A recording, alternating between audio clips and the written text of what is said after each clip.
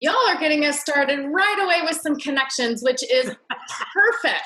Let me go ahead and welcome you to youth development, arts programming in the virtual space. So we are going to spend the next 45 minutes playing around with some tools, many of them Zoom-based. So hopefully your experience on Zoom is going to make this fun and easy. And we'll introduce a couple of other tools that we have been using in our arts programming at Vox. So I like to think about this session as a little bit of interactive show and tell. We're not just going to talk about it, but we're going to play around with some of these tools. And we'll kick it off with a little digital name picker. Mashana mentioned our Flippity tool in the main session. Yes. Opal, you use Flippity? No. I thought it was the other one. Oh, let's put that in the virtual space. I want to come back to that and hear what it is. This is a virtual name picker. I have put your names into this spinny wheel. I'm sure there's a proper name for that. And I'm just going to spin it. And Diane, is she here? You just spin the wheel and you can use it to pick prizes. You can pick it to see who goes first. There's other tools on flippity.net, and I have this linked on the resources page that I'm going to send you all, so don't worry about taking notes right now. But I know that we're all familiar with how breakout rooms work in Zoom, but you can make teams in Flippity. You can randomize groups. I even found a tool on here that spins wheels and figured out how to play Help, an improv game in the virtual world. So Flippity is just one of many engagement tools that we can use when we're meeting with our young people and trying to keep it kind of lively and fresh and fun. I want to invite you to share in the chat or aloud at different intervals, of course, some of the tools that you all are using as well.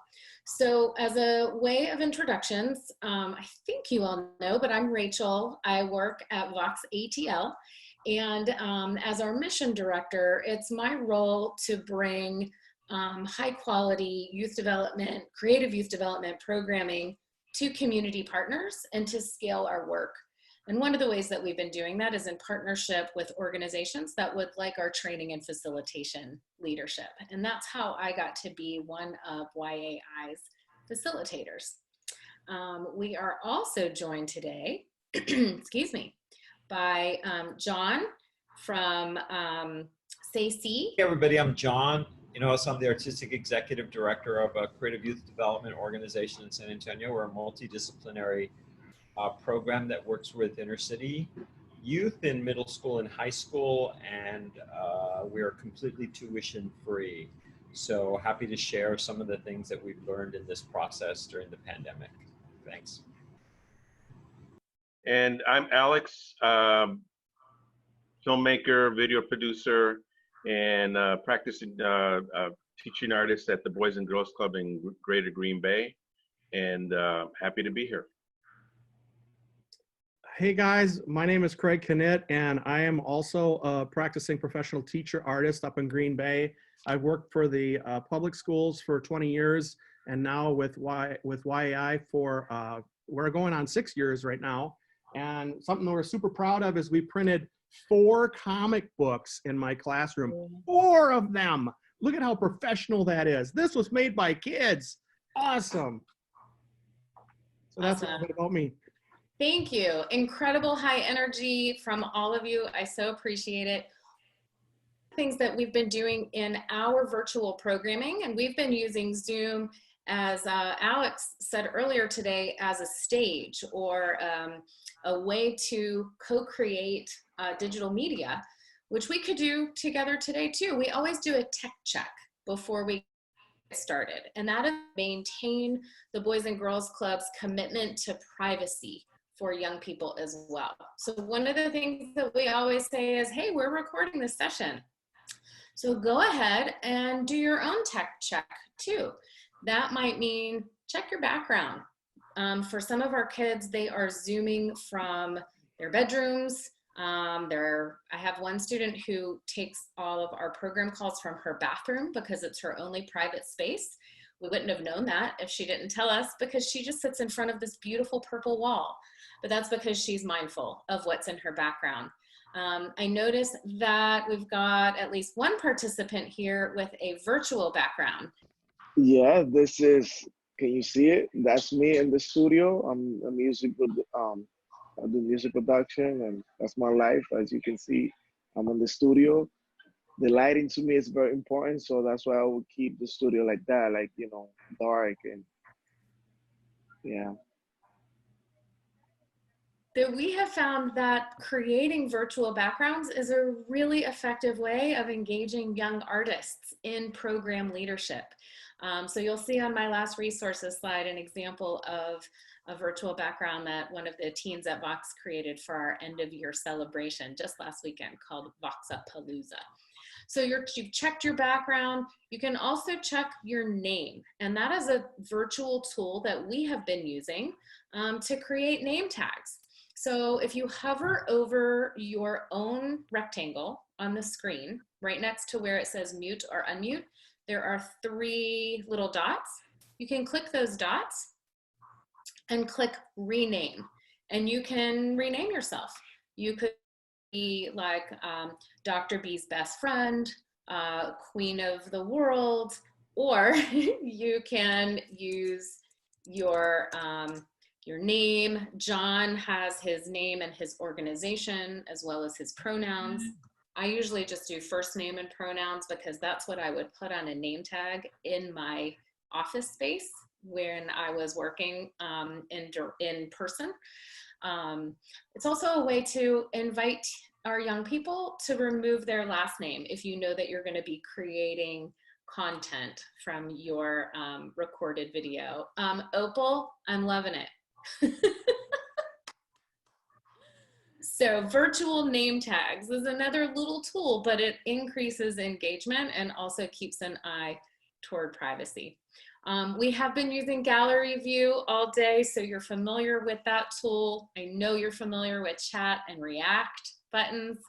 And a couple of you expressed on your registration form that you are familiar with the Annotate tool. We're gonna try that tool now in order to move into our virtual icebreaker. All right, so everyone, it probably works best if you have your screen on full screen.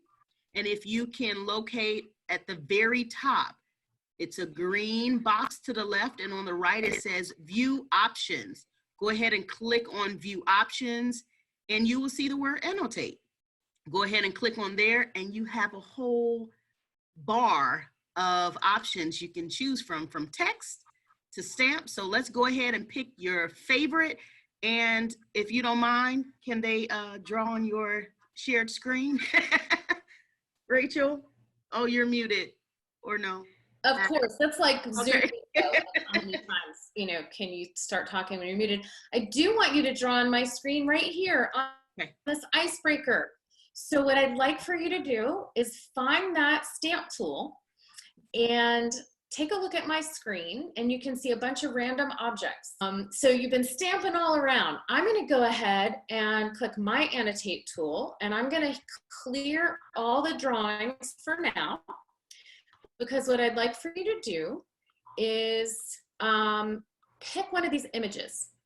And we're gonna do a quick round of connections, because it wouldn't be a Surafilma collective gathering without making connections. And go ahead and highlight or stamp or circle. I see cute drawing coming around the smiley face eraser right now. I see a heart on the highlighter. Pick the object on here that speaks to you or is like you today. Say your name, where you're from, and what you picked and why. I can go. So hi everyone, I'm Tiana Jackson, club director at the Michael A. Grant Boys and Girls Club in Austell, Georgia. And I put all of those hearts and then I deleted it, Rachel, because I was like, oh, you might think that's more than one person. But it's just me, and I selected the candle because I've been really tapping into meditation. and it's making my energy, just my energy is so much better, so that I can relieve all of this anxiety that I've been feeling and the uncertainty of what we have going on right now. So that candle and incense and essential oils have been my go-to. Thank you. Let's hear from a couple of others, and you can also put who you are and what you chose into the chat, so we can have multiple conversations going on at once. Empress Opal, I see you're clapping. You want to go next? Absolutely. I'm Opal. I'm with Boys and Girls Clubs of Central Florida, for those of you who don't know. I've chosen to highlight the purple teddy bear. It just gives me a warm, cozy feeling right now. And whenever I'm with the YAI learning community, this is how I feel. So I just wanted to share that with y'all. And that's it. Thank you, thank you. My pleasure.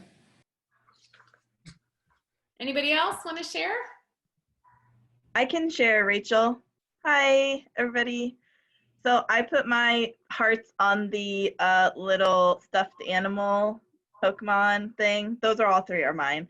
To represent me and my two puppies who are taking my attention right now because they want to go play. So I saw the little stuffed animal and it reminded me of their toys, and they are begging for attention. I've been in meetings too long this morning for them. Thank you for sharing. Awesome. We're going to practice annotation on my next screen as well, but obviously energizers, icebreakers, there's a way to bring what we do in our program spaces into this virtual world using these tools. So thank you for playing. One quick note, as a participant, you can erase your own drawing, but you can't erase other people's. So I'm going to, as the host of this meeting, I can click annotate and then click clear. And if I don't click clear, when I move to the next page, you would still see all those drawings. And we can play around with that in a minute to show you what that means. In a second. Okay. So it also would not be a YAI convening if we weren't lifting up some ground rules. I know we don't need to belabor because we already focused on our commitments earlier this morning, but I wanted to show you another way to use the Annotate tool, which is to bring in materials from our clubhouses or from our time when we were together to our virtual spaces. So these were agreements that we had made back in November in Atlanta, and you can use the same stamp tool to stamp the one that you're really thinking about in this final session today, or you can use the text tool to add a new one. And the way you do that is you literally just click on that annotation toolbar, the text, you click on the screen and you type, and you won't be able, your participants won't be able to see it until you click off of what you've typed.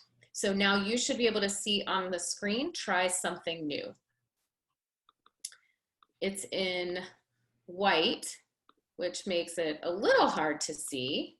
So I can go in and change the format of my own contributions, but once you click off of it as a participant, you won't be able to edit it. You can erase it, but you can't edit. So there's some limitations to the tool, but it's still so worth the engagement because teens are and kids are drawing all over our screens and they're really connecting with what's happening, which is the absolute opposite of what I've been hearing is their experience with their online learning, which is they're like passive receptacles of information where other people are keeping them muted the whole time.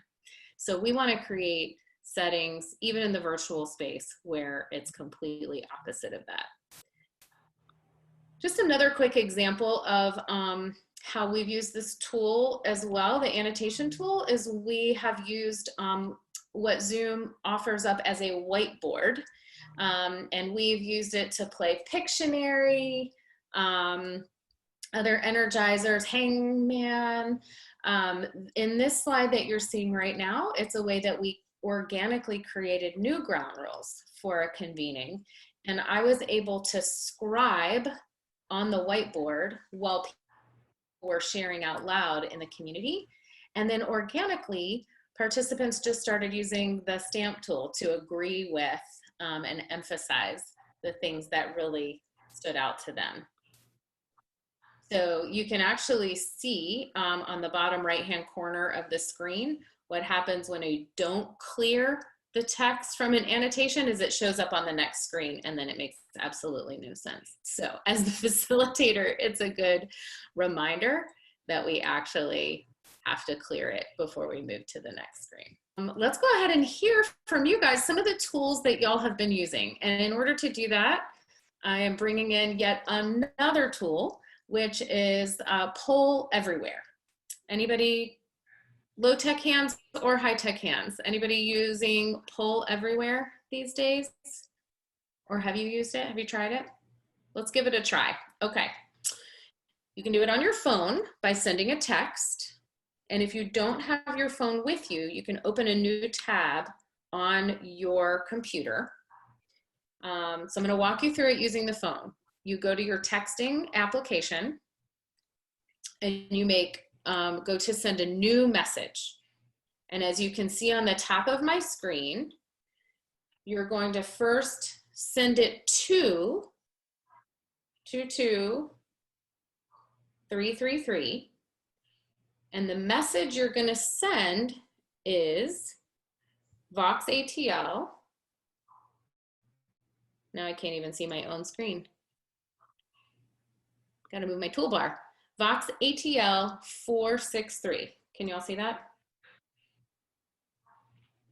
And then you'll be invited to this particular poll. It says you've invited to Vox ATL session.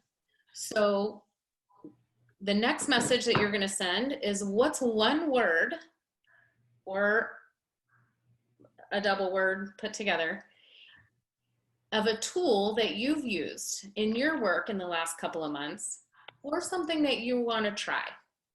So I'm going to type breakout rooms or breakouts because I've really been enjoying using breakout rooms. And then you'll see it appear on the screen here, and we will make a word cloud. So you can answer however many times you would like. What is a tool that you've been using in your programming?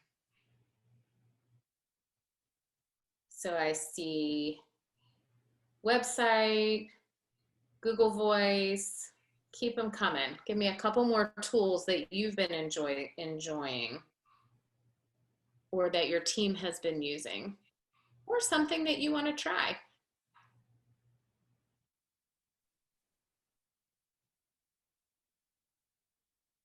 Lots of cell phones.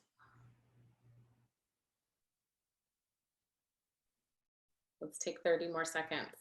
So you can configure Poll Everywhere to use word cloud tool like this, and there's other different types of polls that you can use that make what's happening on the screen really dynamic and visual for the participants and keep them contributing and using their voices. Awesome. This is awesome. Cool. All right. So, and like any word cloud, what we can see is that the majority of us have been using cell phones and YouTube for some of our digital programming. You've seen a lot about what we've been doing from Vox, and now I'm going to turn it over to John, who's going to share in a few minutes what they've been doing in San Antonio as a little bit of a case study. Great to be with you all today. Hoping you're enjoying the day and learning. The work that we do, again, is working with middle school and high school students in a beautiful, inspiring space in the heart of our arts district. Since the pandemic, we've had to reach out to students and find where we could meet them. We did a survey very quickly and found again the need for a whole bunch of sort of physical and mental stability issues with both parents and students. But more than anything, because we are a tuition-free program that provides quality materials and supplies, what we heard very quickly is that at home they didn't have the kinds of art, creative materials and supplies that they could use to produce. And so what we were able to do is we were able to put art packs to go, and we had curbside pickups, no-touch curbside pickups. The first time we did it, it was only just generic basic good supplies like a journal and a sketchbook and pencils and pens and colored markers, etc. And what we would do is work to create projects for all of our programs, but give those students those packs. Since we're in our third iteration of this, what we've been able to do is break up those packs specifically to each of our disciplines. And so the second slide you're going to see is really the last project that we just did. We were able to get the local poet laureate to do a workshop with our students. So it was a hybrid project. It was specific to both spoken word poetry and embroidery, because she was working on this embroidery series. So we were able to get those packets specific to our theater program together when the last pickup was last Saturday. And so in addition to their regular packets, the theater kids got this special packet that included all of the materials and equipment that they would need, a hoop and thread and the fabric to be able to do the workshop. So Lorianne worked to do the workshop with them on Sunday afternoon. Sunday was the day that we polled and found out that most of the theater kids could be focused because of all the kinds of issues that they're dealing with virtual learning. So Sunday is the day that they meet on a regular basis in addition to our meetings on Monday. And so what was really exciting is that we recognized that what we could do is look for artists in our community outside of our own teaching artists to come in and share and teach and have the kids learn new processes. So we're really proud of that fact, and we encourage you all to look at those opportunities as well. John, thank you. I appreciate hearing that. You lifted up so many success principles in your brief talk. And the one that we didn't even name on the previous slide was community partnerships that you just named. So artists in the community really joining you in this endeavor. Really appreciate hearing from you at SAC. And now we're going to hear from Mr. Craig, a PPTA in Green Bay. All right. Hi there. My name is Mr. Craig. I am so excited to actually meet some of you Wave 2 people, and I'm hoping, I just sent Rebecca a note that I think would be a great idea if we would get a chance to have a Zoom meeting just to chat and just to talk with each other. But anyways, I've got a limited amount of time, so I already showed you guys the comic books that we're doing. Right now we're working on a graphic novel, which is like a super comic book. And the stories that we're telling are true stories about the youth. Now, where they're quarantined, they have a whole bunch of new stories to tell. And so that's been what I've been trying to teach while we're going with a cyber clubhouse. Green Bay has a cyber clubhouse where all of the staff are making videos to reach their youth. And some of them are making a 3-minute long little introduction clip to something. Alex and I usually make something a little bit more involved. And I'm taking my experiences as a teacher and pulling in all these different things to enhance the lessons as I'm going, just to kind of fly through it. But now, as far as the tech aspect of things, I've got a video that's linked to the end of this video that'll help you guys. It's a tutorial for making better educational videos. I would suggest that any of you guys take a look at that if you get some time. But as far as the tech that I use, everybody's tech is going to be different. Alex pointed out that cell phones are one of the things that people are using to record films now. And actually, the cell phone footage is far better than the first cameras that I was using when I started filmmaking. So it's a pretty great tool. The other tools that we have at our disposal are audio recorders, and sometimes people don't think about that. But even if it's your computer and you're recording sound from that, there's ways of getting better sound. And the sound quality can really, really be a big, big deal if you guys are focusing on that. When I'm shooting my videos, I'll have a camera set up right in the front. I'll have a camera set up on the side closer to me so that if I want to make a point to my youth, I'll turn to them and directly talk right to that camera. And then, whoa, and then I'll have a camera also up in the ceiling where our lights go off automatically here at the club if I don't move around a little bit. So perfect technology, yay! So I have a camera up above recording the demonstration that I'm doing. Now here's a tip that I want to give you guys quickly as far as when you're shooting a demonstration. You can do an hour-long drawing presentation and jam it down, reduce it, fast forward it into software, whatever software you're using. So you can have kids see the entire demonstration squeezed down to 2 minutes, which is much more digestible for a young attention span. And then you can actually talk over the top of that, so you can concentrate completely on doing the demonstration without talking, and then talk over the top of it to give all the points and techniques that you want to do. Now, and I have those kind of listed on that video that you guys can take a look at. The one other tool that I want to emphasize with y'all is a tool that you guys we often overlook. And that tool is our voice and our body and our being and who we are. And that is a tool that I've trained using improv. So there's different things that I like to use. And you want to be genuine when you're making your videos. Alex tends to be a lot kinder when he is doing his videos. And I mentioned to him earlier today, it was a lot more Mr. Rogers, and he gave me a different Spanish name, but that's what he grew up with. But anyways, I'm a little bit more in your face as far as the kids are concerned because of probably my improv training. And those are things that you guys can use with your voice. So there's ways of being passionate and getting really in their face. Oh my gosh, this is something you guys need to know about, and really backing off. And now all of a sudden, well, what do you guys think about that? So we can use our volume, we can use our accents, we can use our body language to kind of interact and engage the youth, because here's the sad fact of the matter. We're competing with so many other distractions that the kids have online that'll take them out of our attention span just like that. And our videos, we want to try to have something that's the perfect length to capture their attention, to get them engaged, and then get them busy.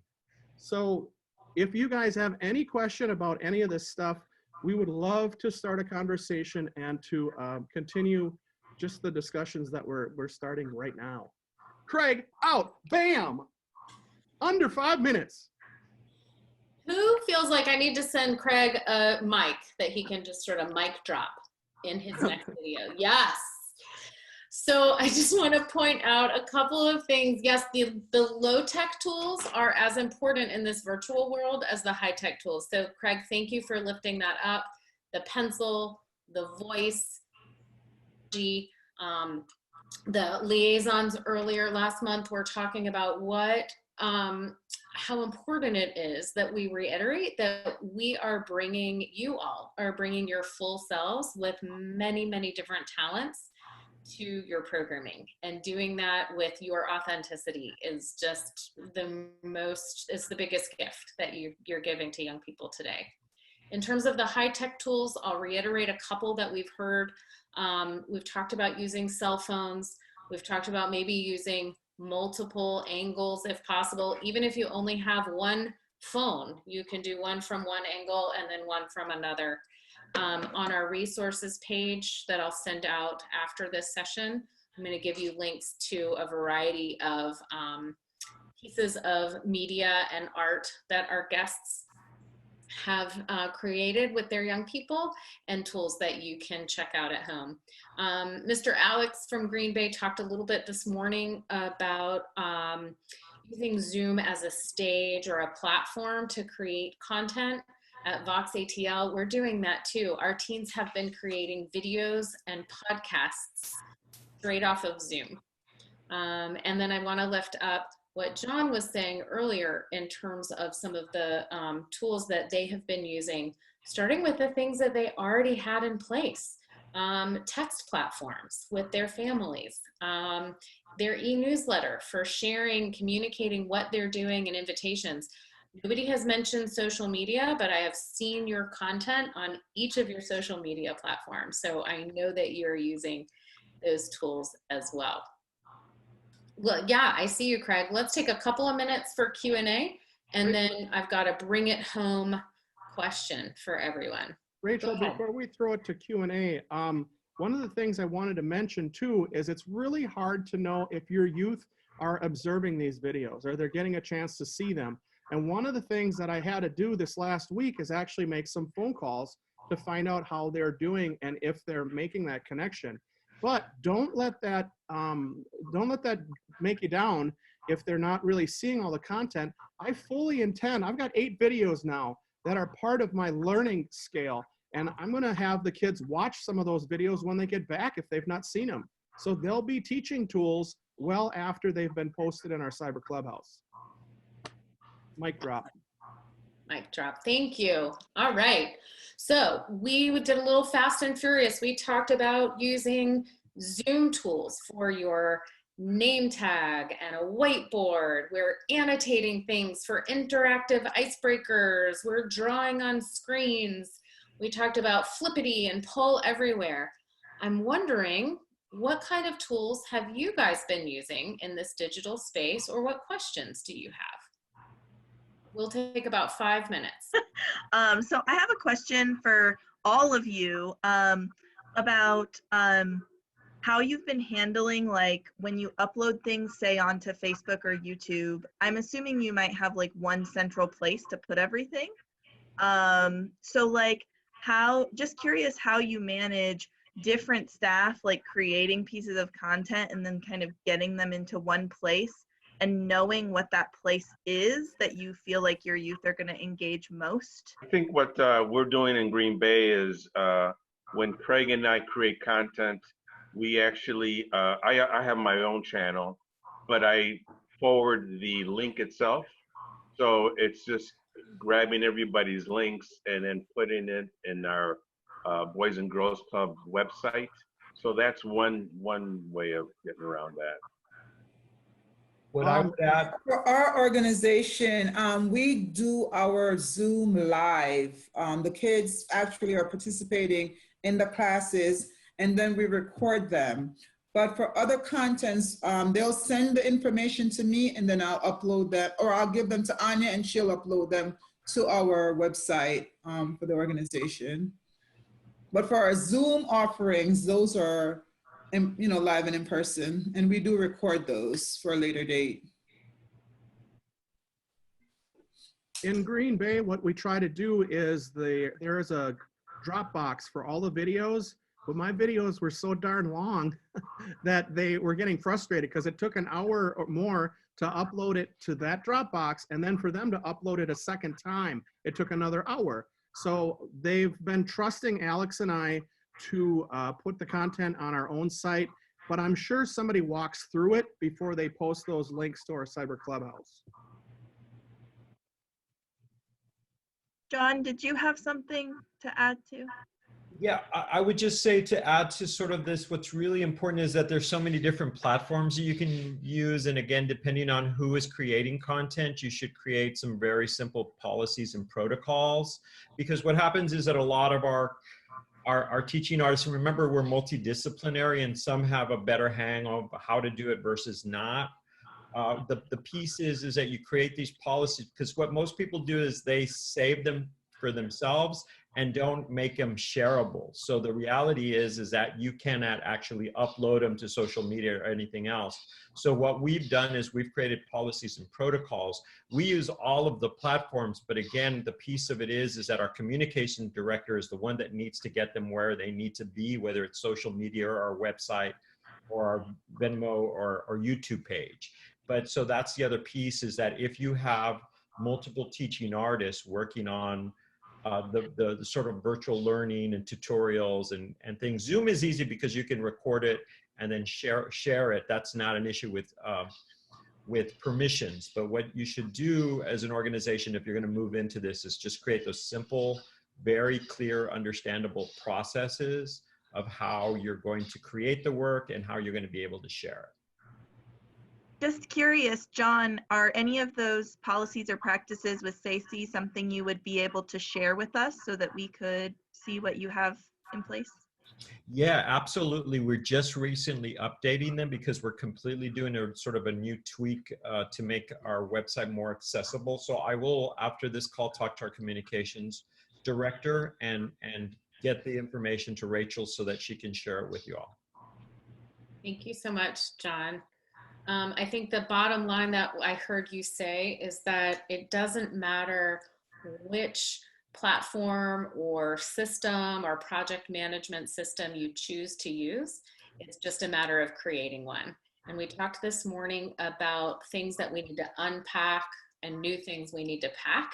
And it sounds like if your old system or your old website, as John was saying, doesn't serve you in the way that you need to in this time, packing a new one. And so working together as a club organization, as a team to update those systems for how we file save and share and then share out into the world. Wonderful, thank you. And Dondre added he's using SoundCloud as well, another platform, really important for young people making audio, podcast stories, and music, right? Awesome. Yes. Yeah. Awesome. Anja, do you want to say, I see you in the chat, you want to share aloud? We have another minute before we close. Sure. So I agree with everything that has been said, and Opal touched on it. So we have the Cyber Clubhouse on our website, which is our main hub for all content that is being produced by the club staff. But we can't expect, or we can't just assume that people will seek out the content. So we are promoting it through different channels, and we don't necessarily post every single piece that we receive. That would be just overkill. But we are picking out like particularly strong program pieces that we have, and we just created an Instagram TV channel that lets you upload longer videos because you have a time restriction on Instagram posts or the stories. So that has actually worked out pretty well. We get a few hundred views for each video. And we also use YouTube, Facebook, and we have a lot of different programming types right now. So the different platforms allow us to post a variety and then hopefully drive the traffic to the website. Oh, thank you so much for sharing that. So we have heard about a lot of different tools, and we've played around with some of them. And as we close, I want to invite you to contribute in a low-tech way to our high-tech conversation. And that is, what is one takeaway that you have? Could be a tool that you want to experiment with, an interesting game or interactivity that inspired you, or just a philosophy.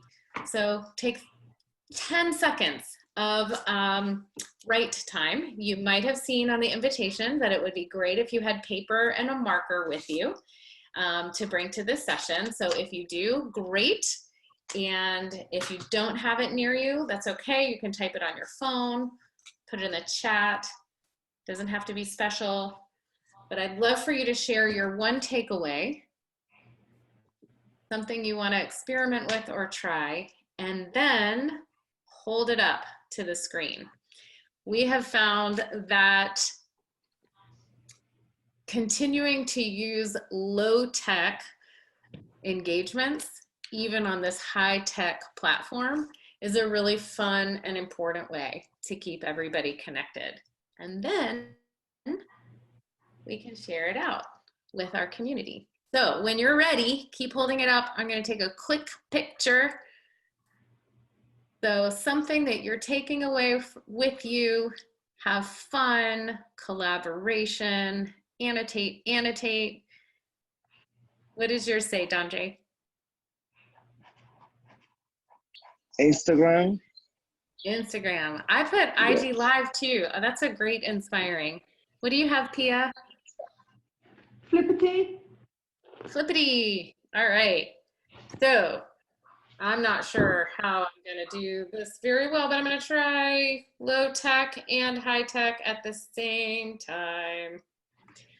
Everyone, I want to thank you for your active participation and most importantly, for the incredible work that you are doing with your young people and on behalf of young people every day. We're going to send out these slides and a list of resources to you all. And if you would like to share any of the resources that you have with me to add to this compilation, I would be thrilled to receive it by email and add it to this, and then we'll send this out. We will also, one final word, we'll be sending out an evaluation, a survey from your experience today. We'd love your feedback so that as we continue to gather, whether we're in person or on digital platforms, we're continuing to do so in the ways that lift you up and give you what you need. Can't thank you enough for being together today. Thank you, Rachel. Thanks, everyone. I look forward to meeting the other artists. Rachel, thanks everyone. Thank you all. Thank you. Appreciate you all.